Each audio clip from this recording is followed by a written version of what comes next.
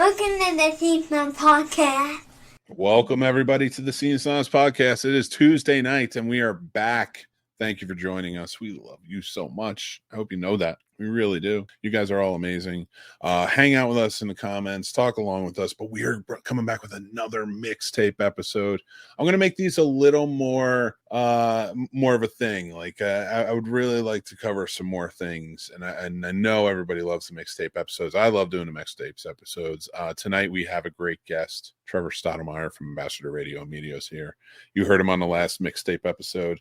And of course, I have producer Paul here. How can I not? He is the Chewie to my Han. Well, all right. So if I'm Han, okay, maybe he's Wicket because he's so adorable. That's all I'm going to say. So, but guys, thank you again so much. I want to thank our sponsors for tonight. Pure Hemp Botanicals. They have a special offer for you down below. Go check them out. We'll talk about them in a little bit. But yes, go check out the link down below. But after the show, you got to watch and listen, all right? Guys, please, if you are out there, make sure you are rating and reviewing us as you listen along. Make sure you hit the like, the subscribe, and hit that little bell so you know when other great shows come out. We truly appreciate it. But I want to get these guys in here. I want to talk mixtapes because I am taking you on a journey tonight on the Inner Mick. Let's get into it. All right, producer Paul and Trevor. Thank you guys. Mick. Hello, Paul. James is here in the comments. Thanks for joining in. Captain Mick America. Is that out? Can I share that? James did an awesome stop motion animation Deadpool Lego movie, and it has Captain America in it, and I was very honored to be asked to play the voice of Captain America. Awesome. So That's really cool. That is out. I will make sure I'm gutting on it. I will make sure that I put it in the link so everybody can find it. And after the show, I'll do that for the descriptions. You got to check this out. It's so much fun. He did such a great job. So thank you so much, James, for letting me be a part of it. I really, truly appreciate it. I was so excited. And I heard my voice. I was like, it's pretty rad. I feel really good about that. But guys, thank you so much for coming on to the show. Now, Trevor, before we get started, I would love for you to tell everybody about Ambassador Radio and Media and what you're doing over there. Well, you can find us at ambassadorradio.org. From there, you can go to all of our social media and YouTube.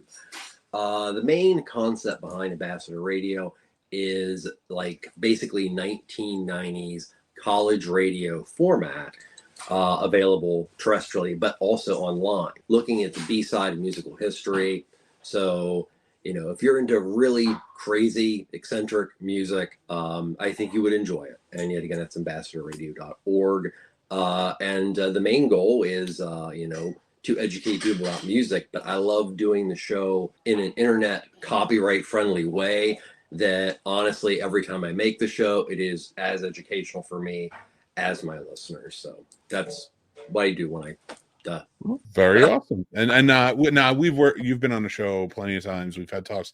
You have been doing you just got 15 weeks in. We're going on our last episode, 16, our Godzilla retrospective. You joined me for that whole journey. Which was amazing. And yet again, I have to thank you, everybody, Scene Snobs, for inviting me on that amazing journey. Oh, we were happy to have you, man. That was so much fun. I had such a great time with that. And I loved it. I loved having you there, doing it and being a part of it. So just thanks, man, for doing that. And you guys should check that out because we had such a good time. It really was.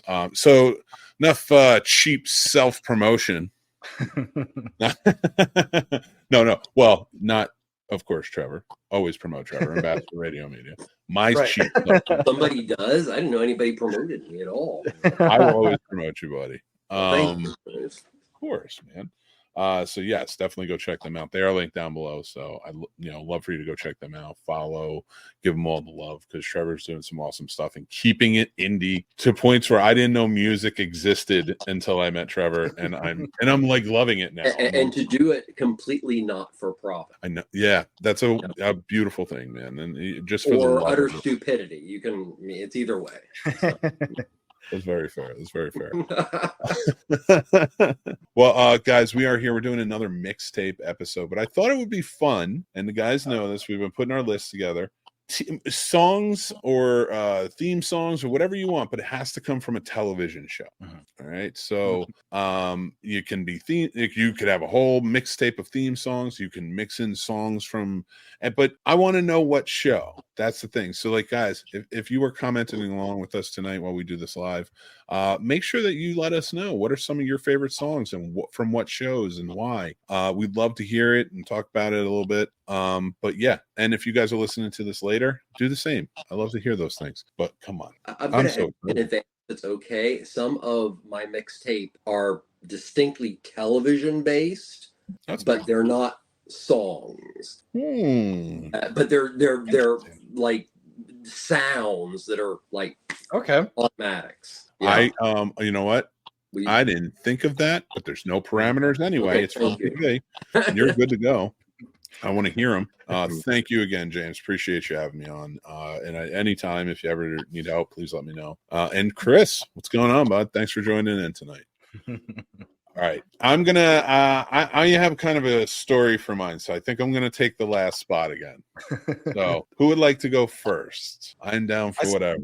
I'm going to want to hear Paul's. Oh, God. Okay. Paul, you're kicking it off, baby. I love it. I love it. Yay. No, it'll be good. You got this. I have faith. All right. So let's start with the oldest show first. So I began my list from Happy Days, and it's going to begin with the Happy Days theme song for Happy Days. From the Happy Days TV show, we also have Splish Splash, followed by Yakety Yak and Put Your Head on My Shoulder. Not Blueberry Hill? No. There's a lot of songs from there. You want to listen to a lot of 50s rock is what I'm gathering. Yes. Okay. And then the next show that I pulled a couple songs from is The Wonder Years. Once again, it's going to be the theme song as well. When a Man Loves a Woman, and then Oh Baby Baby. Let's see. And then we got Skins. I don't know if you guys ever watched that TV show. Oh, I know exactly what you're going to say. It was on my list. So from Skins, the UK version, that's the first time I heard Portishead, which is Undenied. Hummingbird. Portishead. Oh, yeah, I love Portishead. And that was my first time. I love these some Beth Gibbons. Oh, these are great. Good. Sorry. Yeah, you're going on a wild ride, though. Like, I gotta. Can I interject for a second? Because again, it is a podcast, so I want to make sure we touch down on things a little bit. But like, you're going on a wild ride here because you kick it off in the 50s. And you hop, skip, and jump right forward. Yep. So, what's your reasoning for that? Like, in your mind, this mixtape, you go from like that from the 50s, but like you do get slower, you know, towards the end, and then you pick it up again. So, like, what was your feeling when you were doing that? So, like, I feel like all my playlists are kind of a mixed bag. So, like, all these bring back different memories, like Happy Days. My mother introducing me to that on Saturday mornings. We'd watch that for the first like 2 hours from 8 to 10. Nice. The Wonder Years, one of my close friends in middle school turned me on to this. He's like, "You've never watched The Wonder Years? We need to watch this." And he had like the whole collection. So we spent a couple weekends just watching all those. Skins out, you know. It's so crazy to me that like you had to watch The Wonder Years on a DVD box set. Like that was like, and Trevor, I'm pretty sure you're right there with me. That was like you had to be home to watch that. I mean, you might have been a little bit older. And I don't know how Wonder Years fell on that level. And like, I think it started in like 88 or something like that for you. Like if that was like one you gravitated towards, like for me, it was, it was like, he was around my age, I guess, when it started or a little bit older. So you kind of look up, but like you're straight up, like, I'm glad it transcended to another generation, my friend. Yes, sir. Oh man, those episodes and Winnie, man, growing up. Yeah. Now she'll do first celebrity crush. She'll Matthew right out of the door. She's a mathematician. So what else you got for me? Is that it? Okay. No. So from Skins, we also have Time to Pretend. That's MGMT, and then I also pulled from Skins the US version, which sucked. But the song I picked from there was Love Lockdown. Okay. And then we're gonna move up. And we're going to get judgy because I love Vampire Diaries. And we got Wait by M83, Kiss Me, and then Gravity. Those are my songs. Okay. I like it.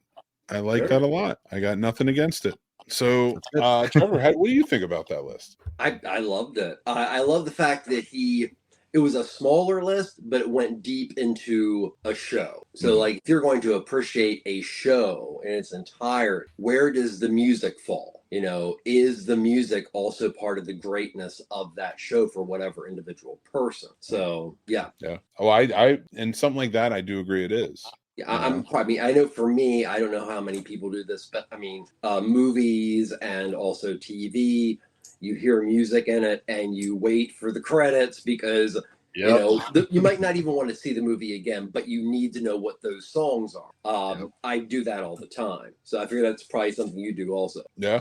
Yes. Absolutely. So how about you, Trevor? Okay, well, I was going to do the television theme songs as it connected to me personally, do the, I'm growing up in this, and I discovered I'm just not a TV person, and I wasn't raised that way. So I decided to look at TV themes, songs, and sounds that have transcended their time period to literally becoming part of our culture. They don't have to be connected with that television show anymore to mean things that television show meant. So it's not that long a list, but I love it.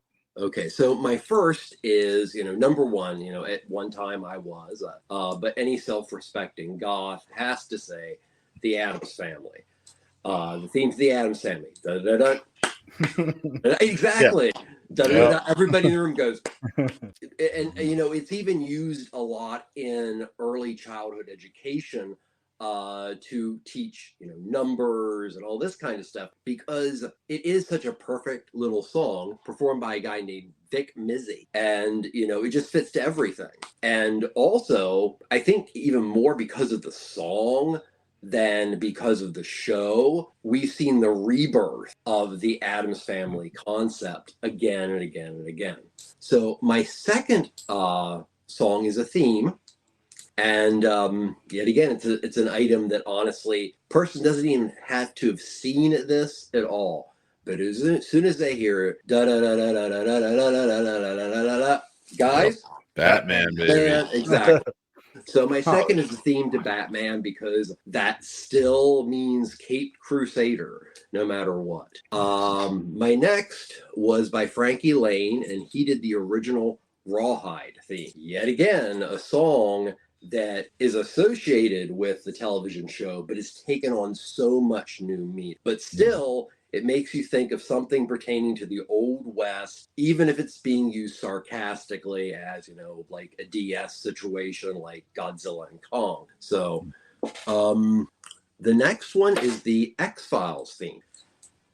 It is so simple. Mark Snow did a soundscape that to this day, you watch younger character and content creators, and they still use that theme. That's the sign it's going to last forever. That's honestly, that one, I will tell you, did not make my list, but for reason, because like I said, I went for a full story after a while, but like that was an instrumental one for me. Yes, it is the contemporary version of, well, okay, I'm going to move two around. It's a contemporary version to another theme that means so much today, whether you saw the show or not, but a majority of people associate it with the weird and the bizarre, and that is the theme to the Twilight Zone. It is universal. It represents something. It's been put into our vernacular. And then the biggie, in my opinion, Star Trek. Which was partially composed by Gene Roddenberry. It, just in itself, no matter who you play it for, they have feelings of this is outer space. This is space travel. It no longer associates just with Star Trek. Some of these are going to get shorter and shorter, so I apologize. The bass line to Seinfeld. Oh my God, yeah. I mean, literally, you'll hear people say the bass line or sing the bass line when they want to be sarcastic about what somebody's done. It's become that much part of our culture. Yep. The daily double music from Jeopardy, which was composed by the legendary Merv Griffin, has a life of its own. People who have never seen Jeopardy, you're in the middle of doing something and they're waiting and it goes, da, da, da, da, da. Yeah, it's just amazing. I love that. Okay, so my next one is The Price is Right. That one for me, like I'm sorry, I don't mean to cut you off, but you said Jeopardy. like it was that one for me. That was like the sick days. Mhm. You see, like you could. That's the thing. Like you're saying one, and I'm like, it doesn't have an effect. Then you say another, and I'm like immediately brought back. Mhm. Not that I didn't love Jeopardy. Of course, it's iconic. I 100% agree. But something just brought me back to like the days when you were home from school. Oh yeah. I mean, Chilling. it's been going on continually for so many decades, but it also, you know, dun dun dun dun dun dun dun. It's access. It's, you know, it's winning. It's, you know, it has a life outside of the actual show. And the next one is the theme to Dragnet, which is only a minute long, but literally the first 3 notes you can put in front of anything, and people associate it with the law. Mm-hmm. So, well, okay. Can I ask you this though? Yeah, go in for it. your opinion, and I don't know if it's on your list. I agree with you. When I was a kid, like that was the law. Yeah. Yeah.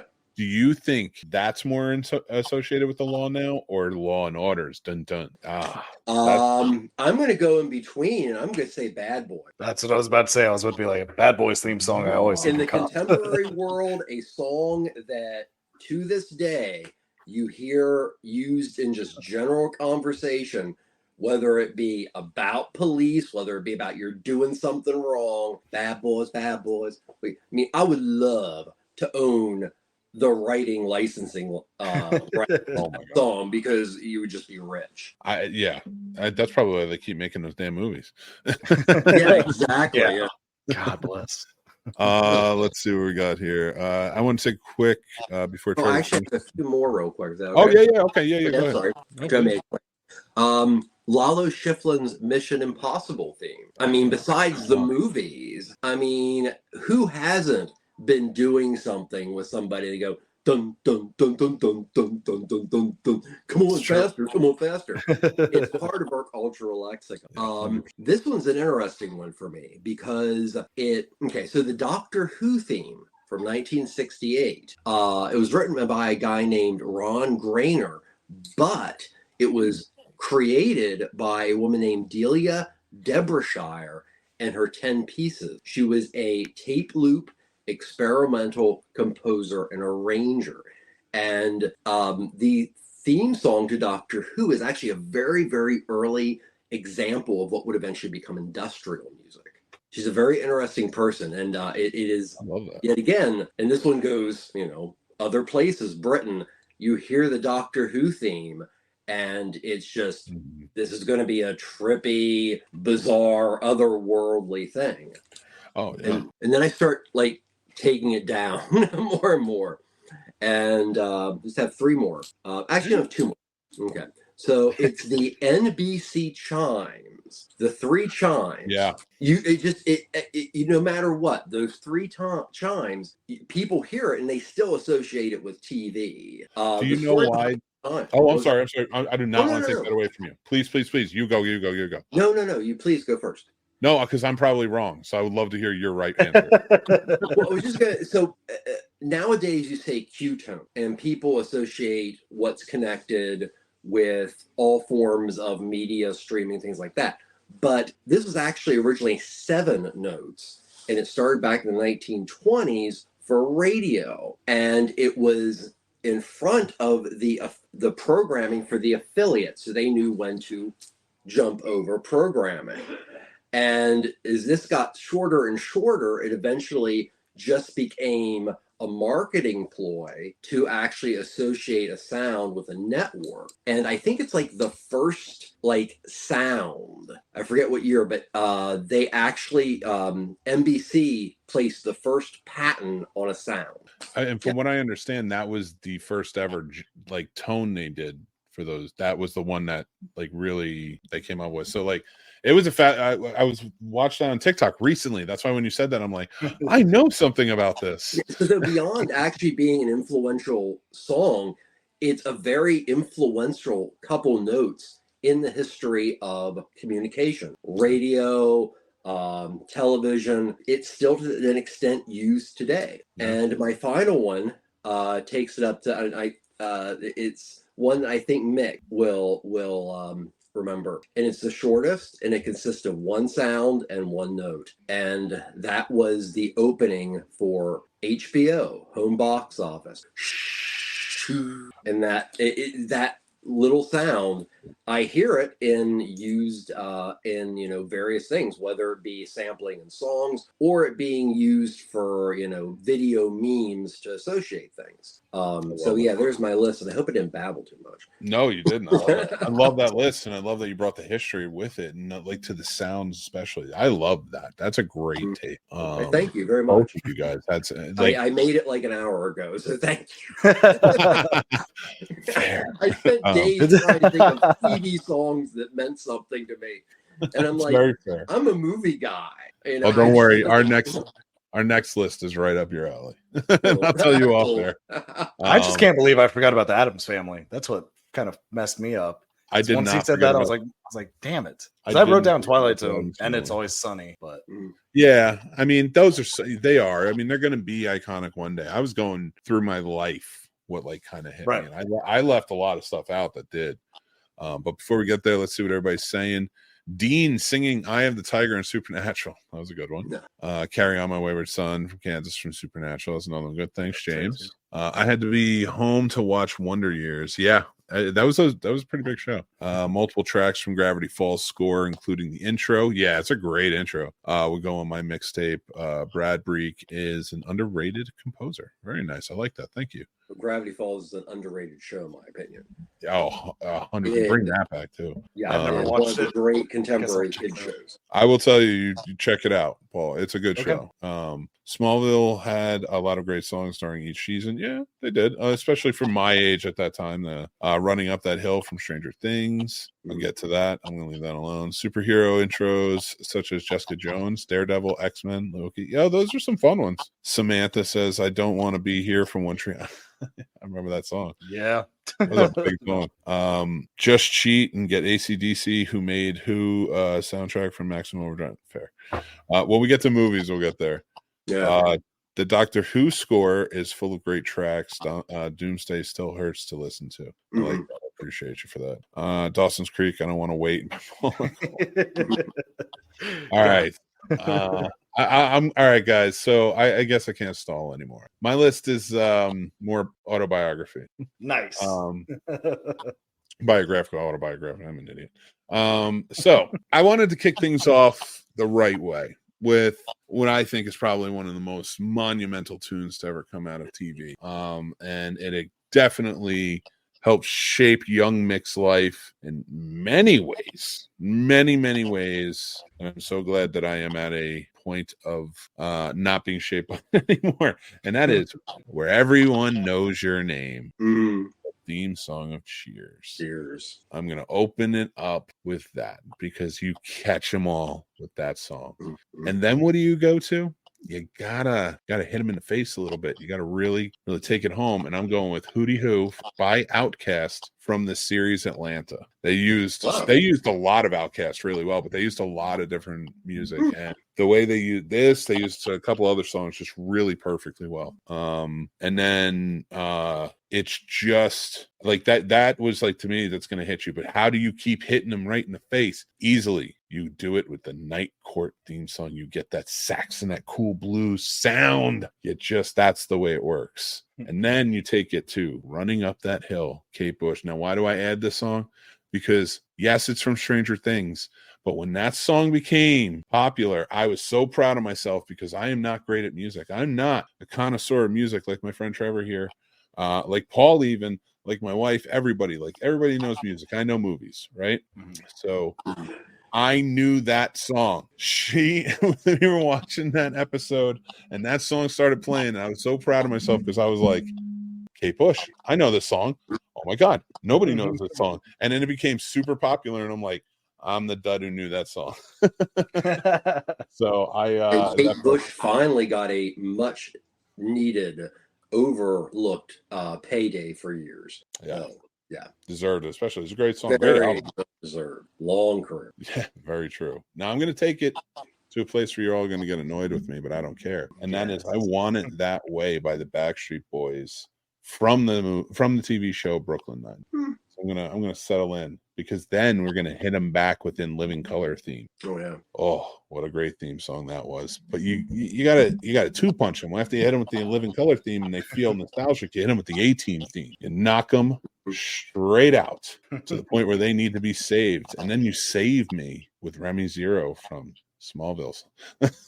All right. And then once you're safe, 227 theme song, you're nice, safe at home. That show was one of my favorites growing up. And that theme song would like still just like that, and Night Court theme song like just play in my head constantly. I love those shows. And then you jump into moving on up from the Jeffersons theme song. But once you get up there, you realize it's a ghost town by the Specials, which comes from Scrubs.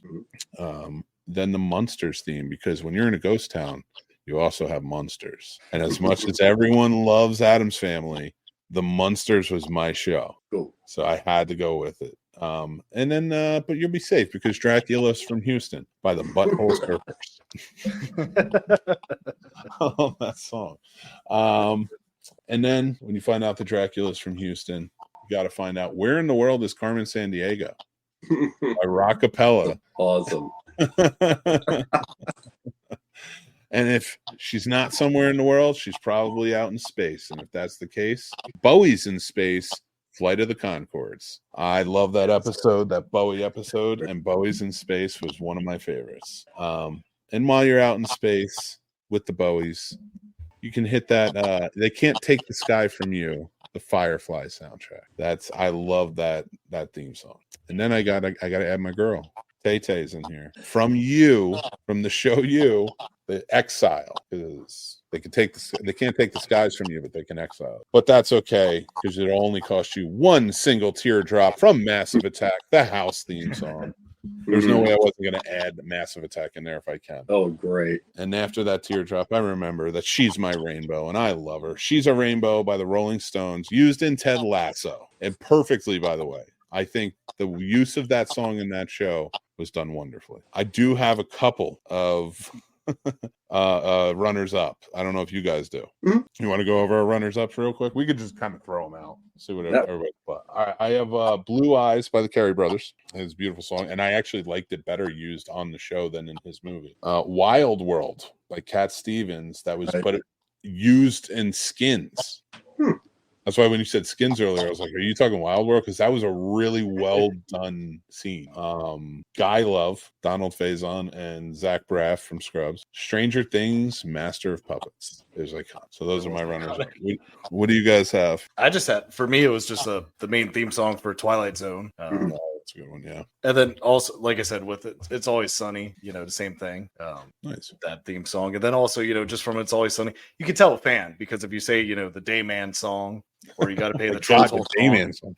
You know what I mean? Dayman. Me, those someone will start singing. Like if I'm with my group of friends, if someone starts it, we always finish it. There's never. That makes sense. That's fair. How about you, Trevor? You have any runners up? When I was trying to do the autobiographical end of it, there were a few, but there weren't many. Number one would be Jan Hammer's Miami Vice theme, which is so good. Which that I have to say that because it lives in that same area as the theme is Glenn Frey's "You Belong to the City." Love that song. Which at the time Miami Vice was that they just associated that song with Miami Vice. As far as other, let me think here. This is gonna be a strange one, but the opening music to the Julia Child cooking show always had a lot of meaning because my mother was obsessed with cooking, and we always watched that. There was one other one. Oh, yeah. My all-time favorite show. And that's the theme to Hill Street Blues. Wow, that's a good one. Yeah. That was one of only a handful of shows that with my mother, we watched it the night it came out. Yeah, that is fantastic. The only other one I would add to it is the Psych theme song. That was such a good one, and I love the fact that they took it to different layers. And like if it was like when they did the doo-wop episode, Boyz II Men came and sang the theme song, or if it was like it was taking place in a different country, it would be that that language would sing the theme song. Like they always had good little Easter eggs for that, and I always appreciate that now. if you can get your intro clever, because God knows they do not have the class they used to have back in the day with their orchestras. Mhm. Yeah. It's so sad. It really is. Oh, yeah, that's a good one. The Bob Ross intro. Well, these have been some good lists, guys. I really appreciate this. I'm going to be listening to them tomorrow as I put everything together. So I would appreciate you guys sending me your list, Yes, for sure. And I appreciate when you guys come on, you hang out. Trevor, of course, I've been Thank you. having so much fun hanging out with you over on Godzilla, and then you get to do this with me as well. Guys, go check out Ambassador Radio and Media. If you're not learning anything, I'll tell you that right now. This man teaches me a lot about movies and TV, and Thank you. That's I very would flattering. say I'm somewhat of a movie expert. Mhm. I went to school for it. I worked in it, and this man teaches me so much. But I always love to learn. So I don't think I enjoy anything more than introducing somebody to something new, or something that is connected to something they really already like. And I think with age you get more and more interested in that. You don't want to so to be given an ability to share is very education is important, even when it comes to pop culture education. Actually, pop culture education in certain ways is even more important. Yeah, I completely agree. Pop culture can very much help shape our culture. So Yeah. I love that how you put that. And yeah, we're gonna let you go now because we're gonna close out the show and finish up our reviews. But I wanted to say thank you again so much for popping Well, in. thank you guys for having me. Thank you, Mick, as always. Thank you, Paul. It was great being on with you again. It's good seeing you Yes, again. and I'm we will have you excited back to listen to your list. I'll Awesome. wait until you guys will both enjoy the next one. Like I said, I'll tell you off air, but the next one's going to be right up the alley. You guys are going to love it. Sounds great. Thank you. Thank you, Trevor. Take care, bud. Well, guys, I don't know if you know this, but we're two wild and crazy guys. No, so True. if you guys don't know this, we are sponsored by Pure Hemp Botanicals. If you don't know who they are, they have some great products for you. And right now, they're giving 25% off Delta 9 THC down in the, if you go down and use our affiliate link, they're sponsors of tonight's episode. And it's just, you click on the link, you'll be fine. If they ask for a code, it's snobs. And then that way it should work. So, all right, guys, you ready? Always ready. Oh, and I do want to point out, I know I didn't give a whole read to Pure Hemp Botanicals. I have used their stuff. I have used this. I like it. It's very nice. So I don't pitch shit I don't like or try.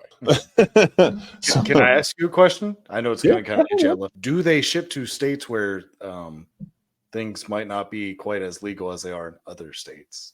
I know it's Delta 9, but might, because that's a great question. No, do not apologize. Never apologize. There's no stupid questions. That's a great question. Now, clearly, I want to answer that for everybody so they can take their time.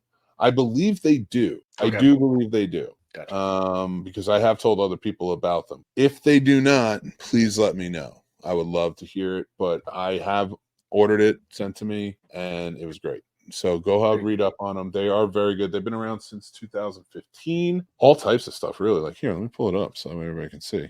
Now we started the next topic. I love it. Yeah, so if you check this out. Let me get rid of my honey. Actually, everybody should get the honey hat on for sure. I love the honey hat. See? It gives you all your discounts and stuff, but you're getting one with me with the 25%. Just use the snobs. I want to try the sleep one. So yeah, they have the shop, so you can get Pure Balance, Pure Sleep. They have all the pet therapy. They have the deals. That's cool. Learn. That's what I love to say is learn. CBD Knowledge Portal. Frequently asked questions. What's going on here? Can you ship to people of all kinds? Can you ship to Honduras? We got our own out there. I was just saying. Listen. Oh my God! Right? We infuse our bananas with them. I'm not sure, and I'm in the middle of a podcast, so I can't answer that for you. But I will find out by next episode. But yes, I have tried their stuff. They're got me some other stuff, so it's pretty damn good in my opinion. But awesome. Koi is good. I use them. Okay. I don't know what Koi is. Is that a rival? Are you putting a rival up to my sponsor? Chris, I'm going to stop pulling your stuff up. Well, we're talking about it. No, I'm just kidding. No, so all right, guys, we are getting ready. That's our sponsor. Also, if you would go check out our Patreon, we do have a free tier. We also have free trials, stuff like that. Go check it out. We got a lot of fun stuff available. For the higher ups, higher tiers, I am offering consulting time. There's a certain amount of time for each tier, but you get a certain amount of time each month. Talk to me, sit down. Like if you want to talk about any of the, could just be an AMA if you wanted it, but you could talk to me about any amount of knowledge I have in the podcasting world, filmmaking, all that stuff. I'm happy to sit down, help you find resources if you need it. But that time is yours. That's what's part about the Patreon. Other perks as well, plus you're part of the Snobs Nation. We love having you, but also join up on the Discord. You can join up there and it's have a good time with us. Anyway, yeah, I'm not pulling that up, Chris. Thank you guys for listening to TED Talk. I have 2 announcements to make before we get started because I don't want to do them at the end. Hopefully you guys stay with me on this. And it's linked down below. You can get your tickets at the Alamo Draft House in Winchester, Virginia. I will be hosting a Q&A of the premiere of Written by Mike. That's right. Brand new film. Oh, got cut off there. I'm sorry about that. Written by Mike. I cannot wait to go check it out. I'm going to see it. And, I'm going to take a look at it. We're also going to be reviewing it and stuff. So it's going to be a lot of fun. But I was asked, the director is a friend of mine. He asked me to come down and, do the Q&A. I'm super excited. It's actually one of my first public appearances in months because of my knee and everything. So I'm like down. I'm like excited to do this. That's awesome. And get back into it. So Written by Mike, go check it out. Get your tickets down below. Come hang out in Winchester and see me. I will be asking questions. Good ones. I know I will be. So, and our second announcement is you guys are always asking about the charity events and what's going on. We have another charity script read coming next month, and I'm super excited for it. It's coming May 17th. We're reading Scream, baby. Nice. It's sponsored by Carolina Fear Fest. All proceeds go to Haunters Against Hate, and it will be right here on the Scene Snobs channel. We're gonna have a bunch of people in it having fun. If you guys have been a part of, and we're doing something new with the script this year. This time it's exciting. I'm super excited. We're gonna do. I don't want to give it away. I have a question. I have so many questions. I'm excited. It's gonna be fun. We're gonna add some fun stuff to it. So come out, donate, hang out with us. You can. It's interactive. Join in. We'll all be playing the characters and having a good old time. Make sure you can be a part of it. It is. It's gonna be a great time. Casters for a Cause charity script read of Scream. I cannot wait. But if you have questions about it, people, make sure you come out. But I'm glad we got to announce that. All right, let's get started with these reviews. That's right. Scoop, Civil War. Start with Scoop. Yeah. Scoop is the story of Newsnight, a BBC news channel that I guess is very good. I don't know much about them. I did not realize to the magnitude of which we are calling everyone a hero now. That's just my feeling on it. But I did not know that the Prince Andrew interview was this insane and pressing and everything else. In fact, I'm not even quite sure what question she asked. I'm pretty sure he just talked. I'm pretty sure she was like, "Are you friends with?" And he's like, "Oh, well, I would." Yep. This movie dry snitching on everybody. Well, basically, yeah. So this is the interview Prince Andrew did after Jeffrey Epstein was arrested the first time in 2020, and how he kind of fumbled everything. I want to hear what you think first, Paul, because I got a rant on this one a little bit. As far as just the movie goes, I wasn't a huge fan of it. The acting I thought was actually really good. Surprisingly, which is my rating reflects more of the acting than anything else because it was kind of boring. I didn't really give a shit about the plot. I'm not going to lie to you. I wasn't going to watch it until you said we were reviewing it. So then I did watch it. But I mean, for what it was okay. But just like you said, I don't see why anyone could just be a hero for whatever, because especially how they portrayed it in this, it didn't seem like they instigated it. It just seemed like dude just couldn't keep his mouth shut and just was like you said, spilling too much. And here's the thing. So sorry, I got to jump on the rant. Sorry, I got to jump on your review. I agree with you on every step of the way on this.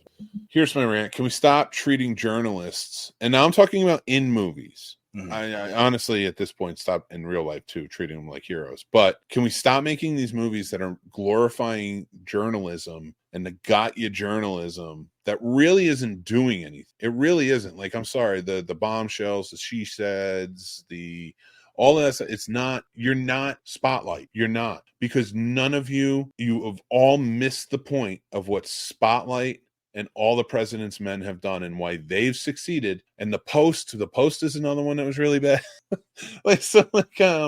All of that stuff, like, not really bad. They're not terrible movies, but like, I'm a little ashamed that a bunch of them are starting to get nominated every time they come out, because gotcha journalism is.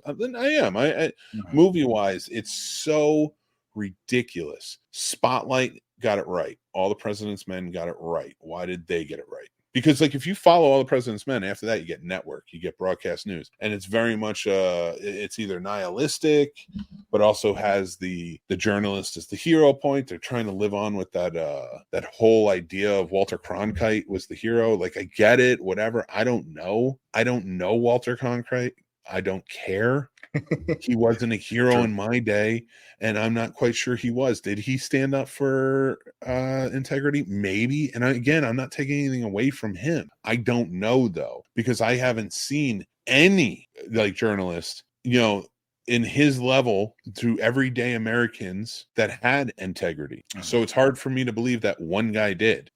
So like, maybe he did, but it's hard to me, because we've never gotten it since. So like, I think my biggest issue with all of it is Spotlight, and let me put the spotlight on Spotlight for this, and compare it to Scoop, and why Scoop doesn't work, because it follows the formula of everyone else. Spotlight didn't make or insinuate or infer in any way that those journalists were the heroes. They were journalists who found a story, and the whole movie is them just investigating it. Right. They don't call themselves heroes. It's not gotcha moments. It's not they're investigating, and they put together enough for an article, and then they put it out, and they were proud of what they did.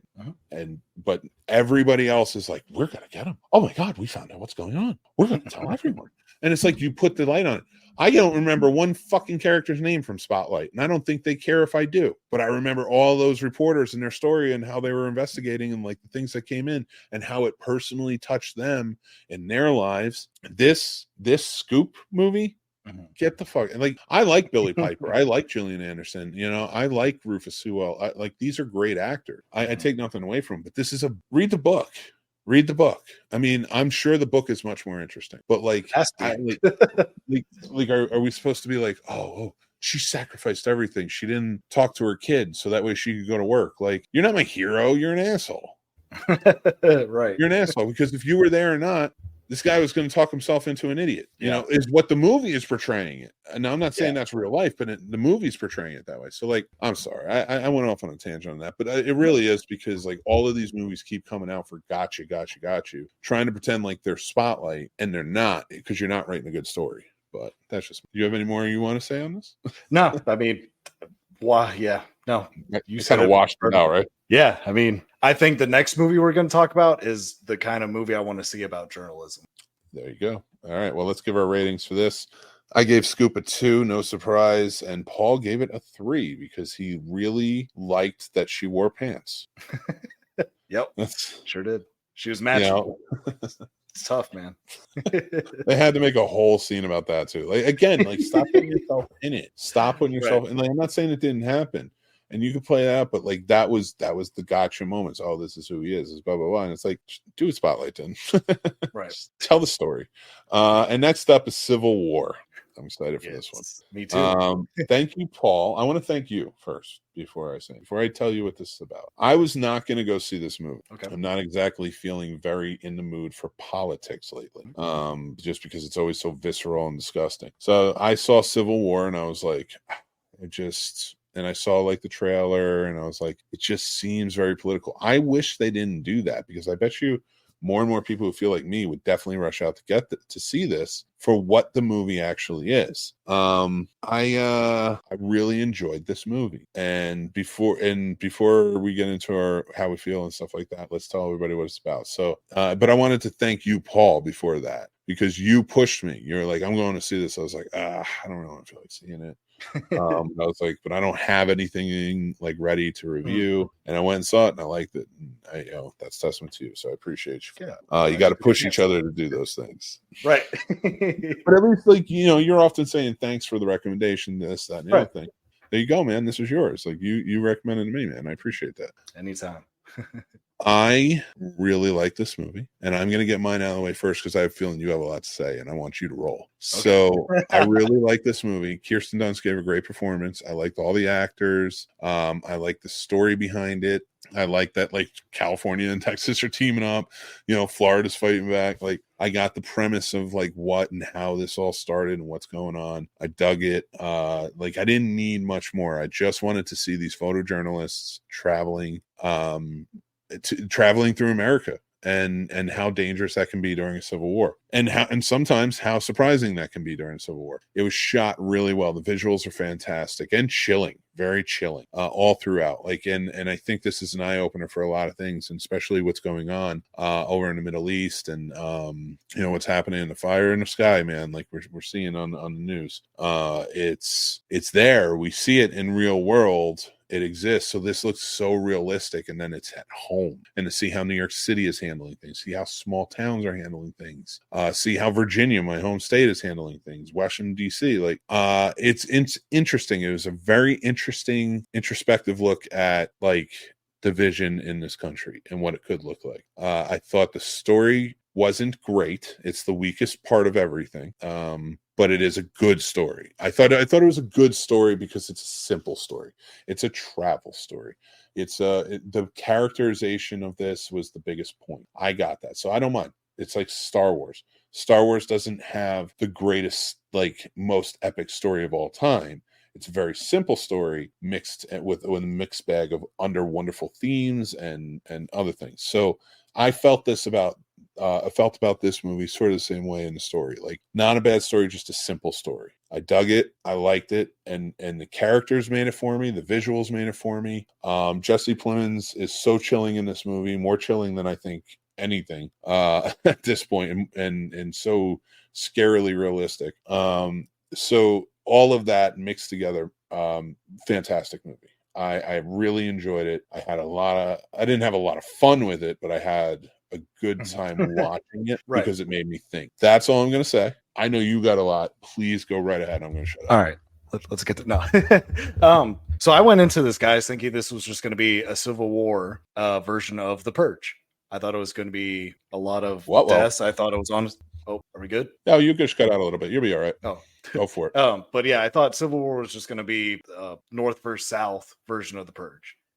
Is what I expected, because that's how the trailer really perceives it. And I even rewatched the trailer today with my mom, and she was like, the movie you described is not what I just saw as far as the trailer. And I was like, no, absolutely. They kind of failed portraying what it's actually about. So when I realized it's about journalism and, you know, what they kind of got to go through and about disassociating yourself, I was thoroughly like intrigued once I realized, oh, this isn't really going to be all focused on the deaths or, you know, who's fighting who exactly. I really enjoyed that we didn't really get to find out who stood for what. Like, we knew it was Civil War, and we heard different states grouped together were against each other, but they didn't really say 100% who stood for what. So you kind of they do. I don't mean to cut you out. They do sort of insinuate, inferring that California and Texas teaming up, the most left state and the most right state, really says that whatever they were going after, fighting against Washington D.C., and him serving a third term, is bad.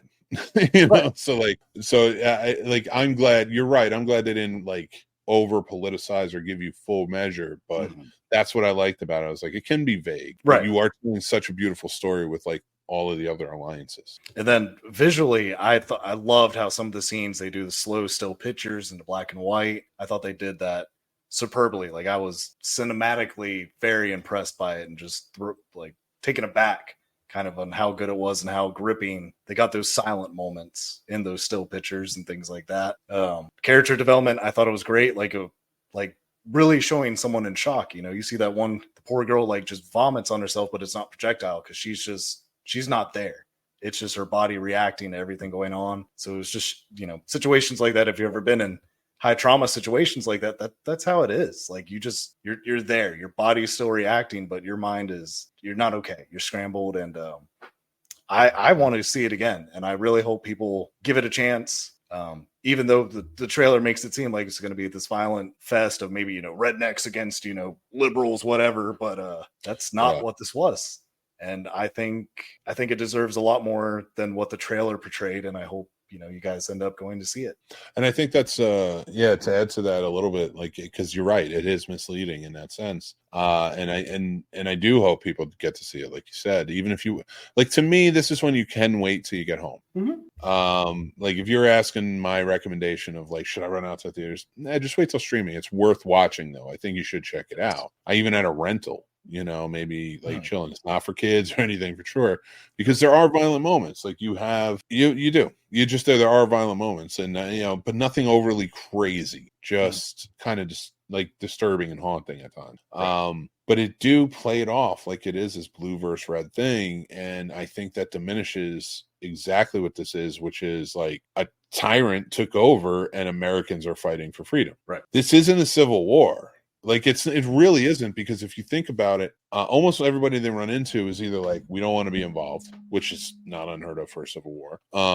And then there's like even photojournalists, like they live in the U.S. part, the part that still remains like I think they called it I forget what it was, but it was like the U.S. whatever, like it was like the classic almost, like we were the loyalist or whatever. So like they live there, they are Americans every day, going out and watching the war and taking pictures. So for me, this movie spoke to me on a way that was like, it's not really a civil war. I guess it could be because it's Americans picking up and going after. It's really just the United States Guard, right, that's fighting back and on behalf of the president, the Secret Service and stuff like that. So it's the president's men that are literally fighting. It's not everyday Americans on that side, really. Right. And I wish they portrayed it as like more of a tyrant. Like I would have called this movie more tyrant than Civil War, personally. Yeah, I can agree with that. And I just we've a tyrant has taken over, these photojournalists who live in it. They just did such a great job with it. Everything was very, very cold, it seemed calculated in certain scenes. Yeah, a really well job. But we both gave this a 4. Yeah, we both really like this one. Really well done. I actually wouldn't mind more if they're done the same way and then done with the same care. I don't want it to get too in depth. I want it to be like this, but more stories of this Civil War. Right. Yeah. But if it's done terribly, like if they Walking Dead it would just be, it's over. Or The Purge or something. Right. It's like, come on, you had a really good message and then you screwed it up, but whatever. But anyway, those are our reviews of Scoop and Civil War. And now is Mick's movie pick. And then you might recognize the poster from last week's classic film review. It is 1989's Do the Right Thing. I'm going to also be shining a light on a lot of the movies that are celebrating anniversaries this year. And this one is celebrating the 25th anniversary of its release. Absolutely phenomenal movie. One of the groundbreaking 5 out of 5 movie for me. I think this is truly fantastic. I have to watch it once a year. Acting is great. Directing is perfect. Characters are wonderful. A real in-depth street of race relations back in the early 90s that still echo to today. It's so well done. Spike Lee cemented himself into the industry with this one. I love this movie. If you haven't had a chance to check it out, watch it. Again, it's celebrating its 25th anniversary. Yeah, I don't know what more I can say about it. It's just it's a truly fantastic movie. But go check out Do the Right Thing if you can. That's my mixed movie pick for the week. I want to say thank you guys. I want to thank you, Paul, for being here. I want to thank Trevor for joining in, of course. We'll be back next week. We're gonna have some fun stuff going on. Wise will be joining us next week, so that's gonna be cool. Of course, Stuck in My Mind podcast. We love Wise. Guys, thank you again so much for hanging out. We talked to you about Patreon. We talked about Discord. Talked to you about our sponsor. Talked to you about it all. So I'm just gonna leave it be. Make sure you're there for the charity event on May 17th. That's right, May 17th. We're doing a charity script read, Casters for a Cause of Scream, baby. And that is benefit Haunters Against Hate. Carolina Fear Fest is sponsoring it. We'll be here, brought to you by us. Thank you guys again so much for being a part of this. Join us every Tuesday night, 7 p.m. Eastern. Hang out with us. You can talk to us or listen to us on any podcast platform afterwards. We'd appreciate the rate reviews. We appreciate the subscribes, the likes. All of it goes a long way. Comment, be a part of it. Join the Snob Nation. And I can't wait to see you guys at Carolina Fear Fest this year, Memorial Day weekend. Yeah, we'll both be there and we'll have bells on for it. Ding-a-ling-a-ling. Paul, before we go, you want to say anything? Yeah, I mean, it's warming up, so make sure to stay hydrated, you guys, because heat exhaustion's a real thing. That's great advice. And I cannot say it better myself, but I will say this. Be kind to each other. Stay classy. Take care of yourselves because that's important. Take care.